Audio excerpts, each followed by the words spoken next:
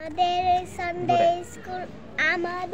Sunday school আলো হয়েছে, সবাই মিলে প্রভুর বাক্য শিখতে পেরেছি। এদিক ফিরে বলো।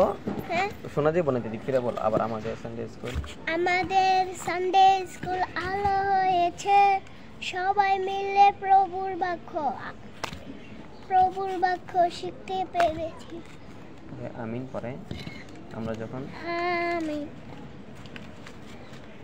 যখন স্বর্গে যাব, তখন যিশুর সঙ্গে কথা বলবো। আমরা যখন স্বর্গে যাব, তখন যিশুর সঙ্গে কথা বলবো। হয়েছে তো? যিশুর সঙ্গে হাঁটবো। পরে আমরা আমাদের খুশি হয়েছি, বলুন ক্ষুধা পেয়েছি। বলো এমনি সুর দিয়ে বলো যে খুশি হয়েছি। ও আমাদের রক্তের দ্বারা পাপ ক্ষমা পেয়েছি। ও আনন্দ, হালেলুয়া। খোদা পেয়েছি নাকি?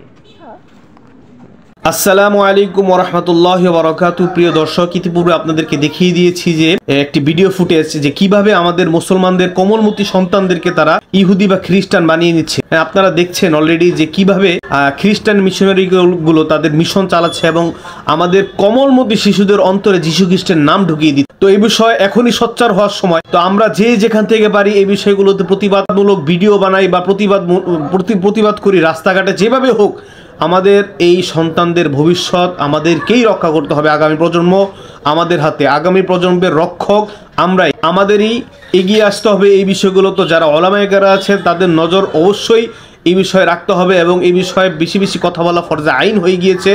তাই আমরা আমাদের কোমলমতি সন্তানদের ভবিষ্যৎ এইভাবে নষ্ট দিতে হতে পারি না।